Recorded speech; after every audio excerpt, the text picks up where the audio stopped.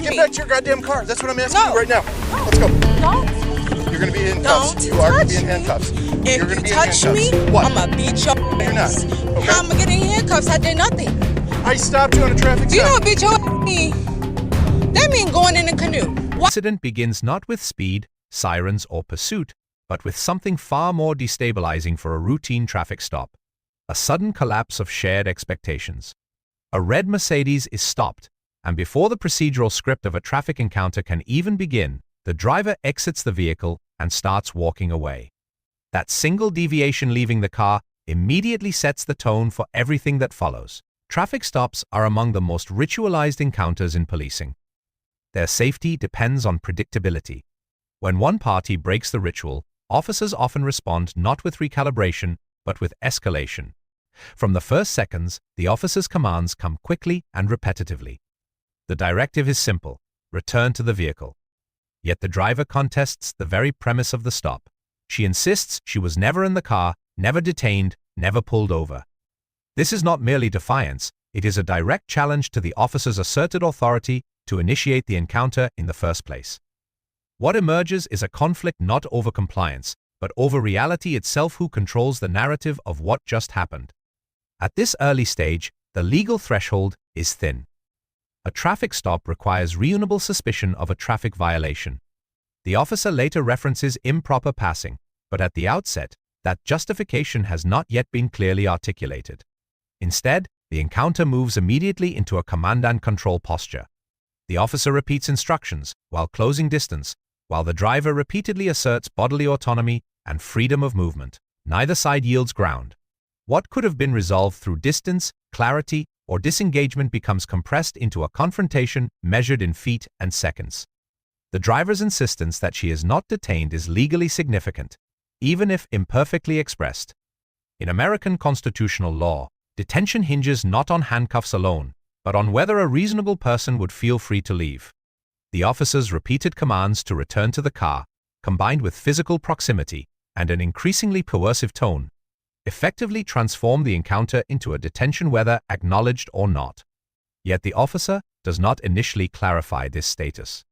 Instead, he oscillates between instruction and threat, a pattern that erodes legitimacy while increasing resistance.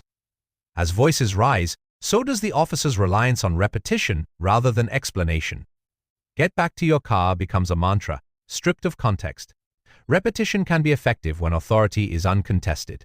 When authority itself is disputed, repetition without justification reads as force without foundation. The driver responds by asserting knowledge of the law, rejecting physical contact, and daring escalation. This is the psychology of brinkmanship, both parties signaling that they will not be the first to retreat. The moment the officer calls for additional units marks a turning point. Backup is often framed as a safety measure, but it also changes the power dynamics. Once additional officers are en route, the incentive to de-escalate diminishes. The encounter begins to feel less like a question of whether force will be used and more like when. The officer's language hardens. Threats of handcuffs are introduced. The driver's fear transforms into defiance, then into open hostility. Each feeds the other. Critically, the officer asserts that the driver is not free to go only after significant confrontation has already occurred. This retroactive clarification comes too late to stabilize the encounter. From the driver's perspective, the rules are being invented midstream.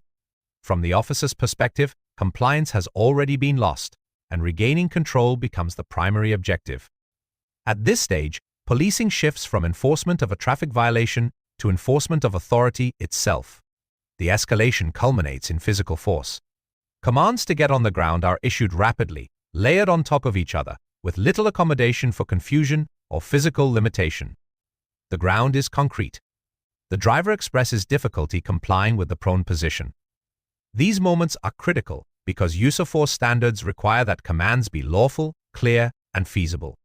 When commands are physically unrealistic or delivered in a chaotic manner, non-compliance becomes almost inevitable and then is used to justify further force.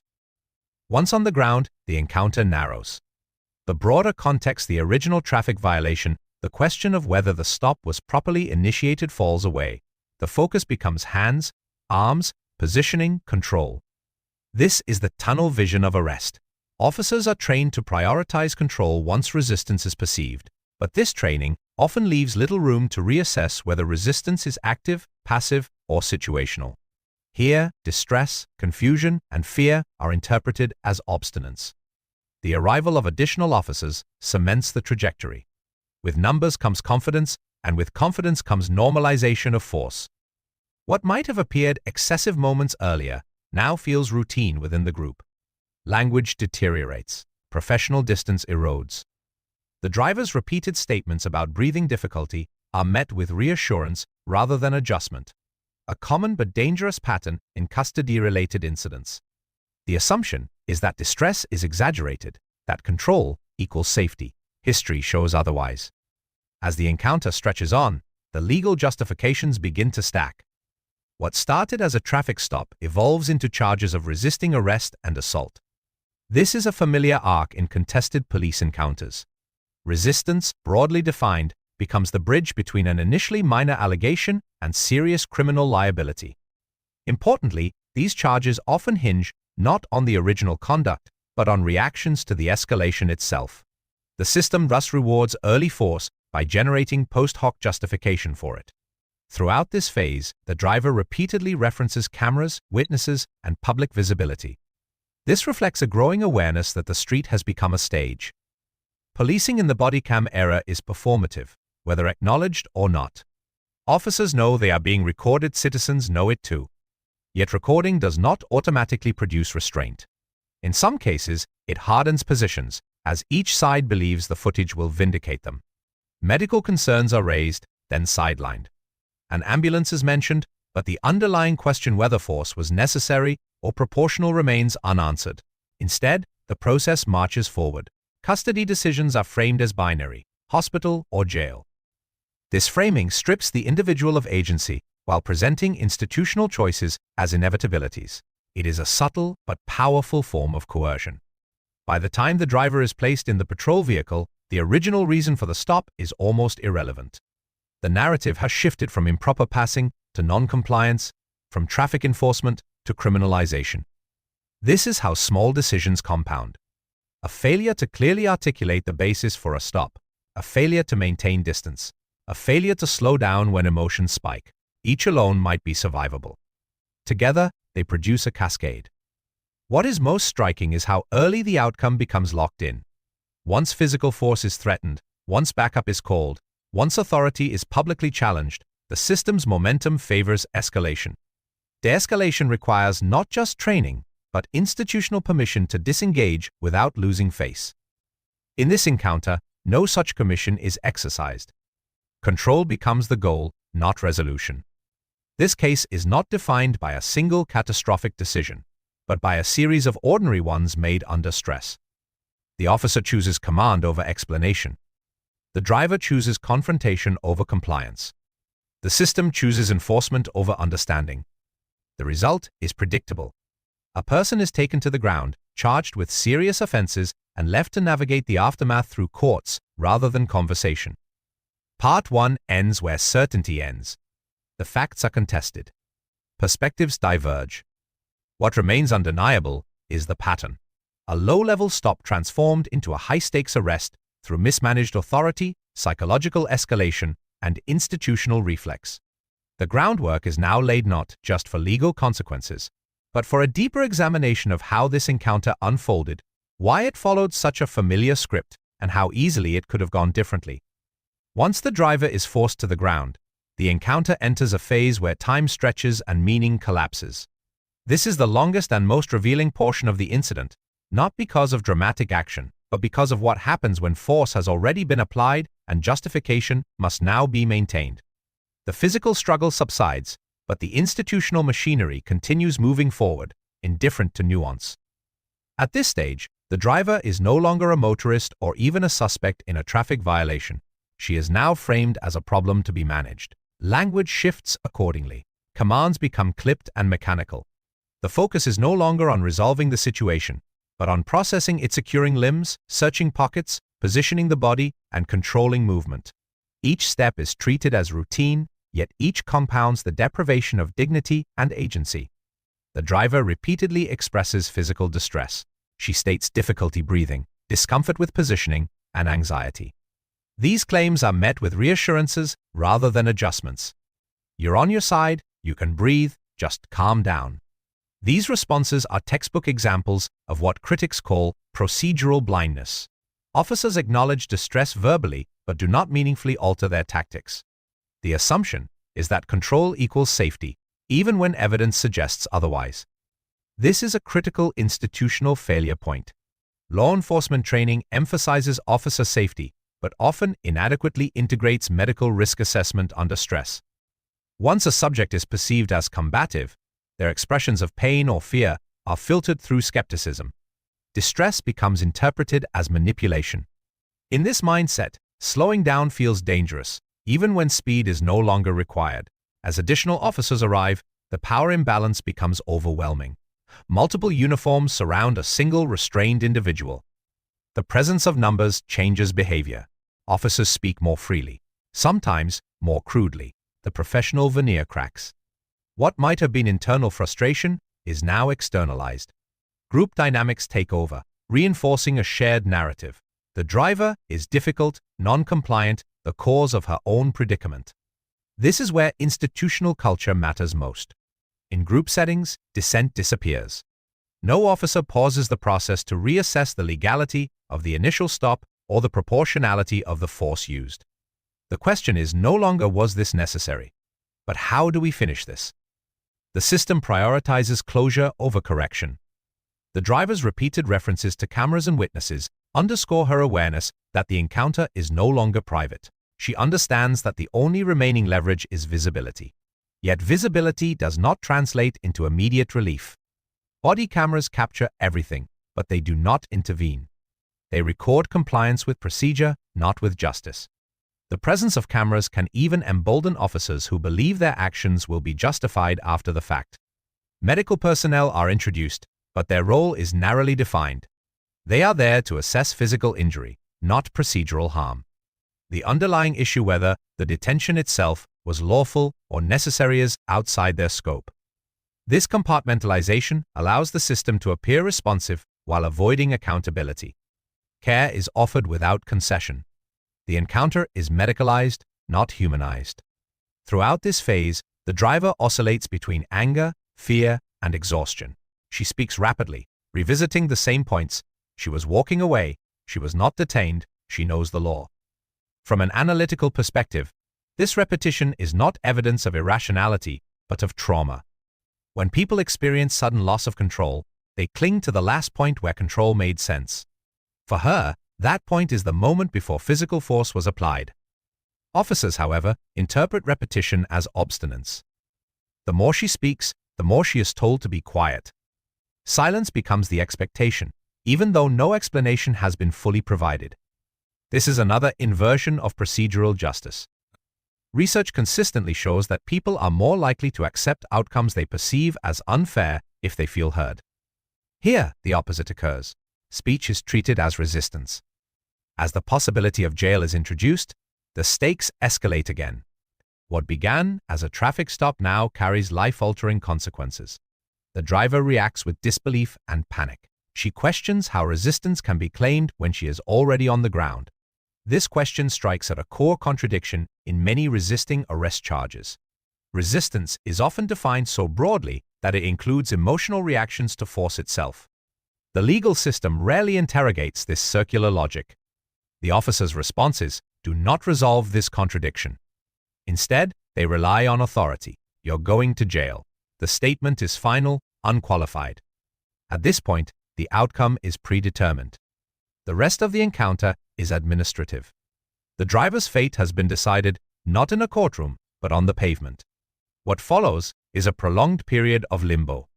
The driver remains restrained, surrounded, spoken to but not engaged. She asks for explanations and receives fragments. She asks for help and is told to calm down. This is the quiet violence of bureaucracy. No blows are struck, but harm continues through neglect and dismissal. The mention of pregnancy introduces another layer of complexity. Whether accurate or not, such a claim should trigger heightened caution. Instead, it is absorbed into the noise. There is no visible shift in handling, no pause to reassess positioning or pressure. This again reflects institutional inertia. Once a course of action is chosen, deviation feels like weakness. The driver's identity, her race, her profession, her place in the community emerges gradually through her own words. She references teaching, local schools, familiar streets. These details humanize her, but they arrive too late to influence the officer's perception. In high-stress policing, identity collapses into behavior. Who you are matters less than how you are acting in that moment. This reduction is dangerous. It allows officers to disconnect from the long-term consequences of their actions. An arrest is not just a moment, it is a chain reaction. Employment, reputation, mental health all are affected. Yet these downstream effects are invisible during the encounter. The system is designed to see only the immediate problem, not the future damage. As transport preparations begin, the driver's physical discomfort continues. She struggles with positioning, with breathing, with the constraints of handcuffs. Officers assist mechanically, occasionally with flashes of empathy, but always within the bounds of control. Kindness appears as exception, not policy. Even small gestures adjusting hair, loosening restraints are framed as favors rather than obligations. The patrol car becomes the final container of the encounter. Once inside, the driver is isolated physically and psychologically. The doors close. The outside world recedes. This is a powerful symbolic moment. Whatever disputes remain will now be settled elsewhere through reports, charges, and courts. The street-level interaction is over, but its consequences are just beginning. Part 2 exposes the anatomy of escalation after force. It shows how systems justify themselves, how group dynamics suppress doubt, and how individuals caught inside these systems experience profound disempowerment. Nothing catastrophic happens in a single instant. Instead, harm accumulates through ordinary actions taken without reflection. The question moving forward is not whether procedures were followed in isolation, but whether the procedure itself served justice. To answer that, the final phase must be examined not just the arrest, but the narrative that solidifies afterward, the charges that crystallize the encounter into official truth, and the broader institutional patterns that make such outcomes predictable rather than exceptional. By the time the patrol vehicle begins moving, the encounter has already been translated from lived experience into institutional narrative. What remains is not the chaotic exchange on the street, but a simplified version suitable for reports, charges, and eventual courtroom framing. This final phase is where meaning is fixed, where ambiguity is resolved not through truth-finding, but through authority. Inside the vehicle, the driver's world contracts. Handcuffs restrict movement. The physical discomfort becomes constant rather than acute. Anxiety replaces adrenaline. This is often when the emotional impact of arrest fully sets in. The driver speaks less defiantly now, more reflectively. Her questions shift from confrontation to consequence. Employment, criminal records, the permanence of a felony charge. These are not abstract concerns. They are immediate, existential threats. The officer's tone also changes. The urgency is gone. What remains is procedural calm. This contrast is stark. Minutes earlier, force was necessary, commands were urgent, compliance was critical. Now, with the subject secured and isolated, there is time for conversation, even casual remarks. This tonal shift highlights one of the most unsettling aspects of modern policing. How quickly intensity dissolves once control is achieved, regardless of the emotional wreckage left behind. The driver fixates on the charge of resisting arrest. This fixation is rational. Resisting arrest is not just an allegation of behavior, it is a moral label. It reframes the entire encounter. If resistance is established, the officer's use of force becomes justified retroactively. If resistance fails, the legitimacy of the force collapses. The charge thus serves as the linchpin holding the narrative together. Yet resisting arrest is among the most elastic charges in the criminal code. It can encompass everything from fleeing to pulling away to verbal protest. In this case, the alleged resistance appears inseparable from the escalation itself. The driver disputes being lawfully detained in the first place. Her actions walking away, refusing commands, expressing distress are then used as evidence of resistance. This circular logic is rarely challenged in real time. The driver repeatedly returns to the origin point. She was walking away, she believed she was free to go. This belief may be legally incorrect, but it is not irrational. Officers did not clearly articulate detention status at the outset. Commands were issued without explanation. Physical contact was threatened early. From a constitutional perspective, clarity matters. A detention must be communicated, not assumed. Failure to do so creates precisely this kind of conflict. As the vehicle moves through familiar streets, the driver references community landmarks, schools, voting locations. These references serve two purposes. First, they ground her identity in a social context beyond the arrest. Second, they implicitly challenge the officer's perception of her as an outsider or threat. She is not anonymous. She belongs here. This assertion of belonging contrasts sharply with the system's treatment of her as a problem to be removed. The officers, however, operate within a different framework. Their responsibility is not to adjudicate belonging, but to process charges.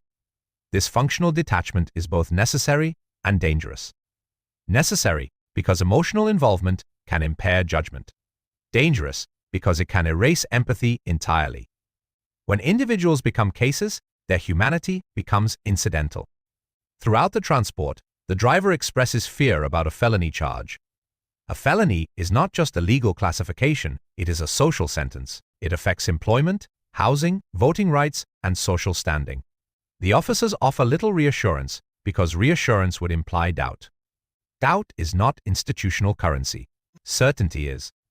Once charges are announced, they are treated as facts rather than allegations. The driver also raises concerns about not being read her rights. This reflects a common misunderstanding. Miranda warnings are required for custodial interrogation, not arrest itself. Yet the significance of her complaint is not legal technicality, but perception. She feels uninformed, unheard, and overwhelmed. The system's failure is not that it violated Miranda, but that it failed to communicate in a way that preserved legitimacy. Legitimacy is the thread running through this entire encounter. Policing relies not only on force, but on public belief in its fairness. When citizens perceive encounters as arbitrary or abusive, compliance erodes not just in that moment, but across communities. This case illustrates how quickly legitimacy can be lost and how difficult it is to restore once force is applied without clear justification. The mention of body cameras resurfaces near the end, but now with a different tone. Early on, cameras were invoked as protection. Now, they are invoked as evidence. The driver believes the footage will vindicate her. Officers believe it will support their actions. This mutual faith in recording technology obscures a deeper truth. Footage does not speak for itself. It is interpreted through institutional lenses, policies, and legal standards that often favor law enforcement. When the final charges are listed, 2 counts of resisting arrest and 1 count of assault, the transformation is complete. The messy, ambiguous reality of the street encounter is condensed into 3 lines of legal text. These charges will shape everything that follows: bail decisions, plea negotiations, public perception. They will likely overshadow the original traffic violation entirely. What is absent from this final phase is reflection. There is no moment where an officer questions whether the outcome was proportional to the initial conduct. No acknowledgement that alternative approaches might have prevented escalation. This absence is not personal failure, it is structural. Modern policing leaves little room for on-the-spot reconsideration once force has been used. Admitting doubt can be interpreted as liability. From an accountability perspective, this is the most troubling aspect. Systems that cannot self-correct in real time rely on after-the-fact remedies, internal reviews, court cases, civil suits. These processes are slow, adversarial, and inaccessible to many. They also place the burden on the individual harmed, rather than on the institution that caused the harm.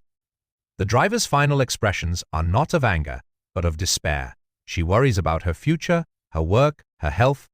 This emotional shift underscores the true cost of the encounter. Even if charges are later reduced or dismissed, the experience itself cannot be undone. Trauma does not require conviction. It requires loss of control under threat. This case exemplifies how ordinary policing practices can produce extraordinary harm when layered together.